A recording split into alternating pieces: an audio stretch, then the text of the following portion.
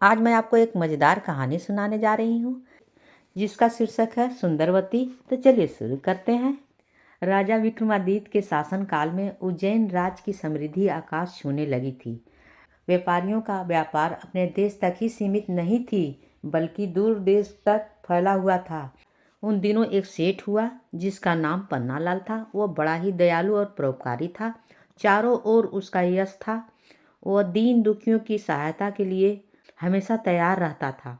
उसका पुत्र था हीरालाल जो पिता की तरह ही नेक और अच्छे गुण वाला था। वह जब विवाह की योग हुआ तो पन्नालाल अच्छे रिश्ते की तलाश करने लगे। एक दिन एक ब्राह्मण ने उसे बताया कि समुद्र पार एक नामी व्यापारी है जिसका कन्या बहुत ही सुंदर और गुणवती है।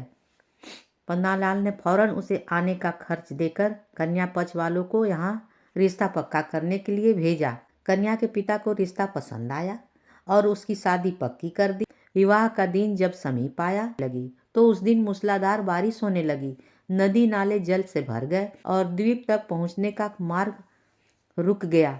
बहुत लंबा एक मार्ग था मगर उससे विवाह की तिथि तक पहुँचना असंभव था। सेठ पन्नालाल के लिए यह बिल्कुल इस स्थिति के लिए वह तैयार नहीं था, इसलिए वह बेचैन हो गया। उसने सोचा कि शादी की सारी तैयारी कन्या पक्ष वाले ही लेंगे और किसी कारण बारात नहीं पहुंची तो उसको ताने सुनने पड़ेंगे और जग हंसाई होगी।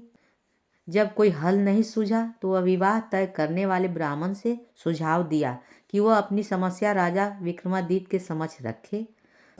उसके अस्तबल में पवन वेग के उड़ान वाले रथ हैं और उसमें प्रयुक्त होने वाले घोड़े हैं। उस रथ का 8-10 लोग एवं सहित चले जाएंगे और विवाह का कार्य शुरू हो जाएगा। बाकी लोग लंबे रास्ते से होकर बाद में सम्मिलित होंगे। सेठ पन्नालाल तुरंत राजा के पास पहुंचा और अपनी समस्या बताकर हिचकिचाते हुए रथ की मांग की। विक्रम ने मुस्कुराकर कहा कि राजा की हर चीज प्रजा के हित की रक्षा के लिए होती है और उन्होंने अस्तबल के प्रबंधक को बुलाकर तत्काल उस घोड़े सहित रथ को दिलवा दिया। पन्नालाल इतने खुश हुए उनको कुछ समझ में नहीं आ रहा था कि मैं राजा को कैसे धन्यवाद करूं। जब वह रथ और घोड़े सहित चला गया विक्रम को चिंता हुई कि जिस काम के लिए सेठ ने रथ लिया है कहीं वह कार्य भीषण वर्षा के वजह से बाधित न हो जाए।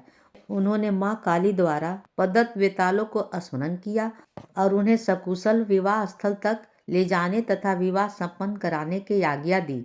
जब वह यात्रा के मध्य में सेठ ने देखा कि रास्ता कहीं नहीं दिख रहा है, चारों ओर पानी ही पानी है, तो उसकी चिंता बहुत बढ़ गई। दरअसल बेतालों ने उसे थाम रखा था और विवाह स्थल की ओर उड़े जा रहे थे। निश्चित मुहूर्त में सेठ के पुत्र का विवाह संपन्न हो गया। कन्या को साथ लेकर जब सेठ पन्नालाल उज्जैन लौटा तो वह घर के बदले सीधा राज दरबार गया। विक्रमादित्य ने वर वधु को आशीर्वाद दिए। सेठ पन्नालाल घोड़े और रथ की प्रशंसा में ही खोया रहा।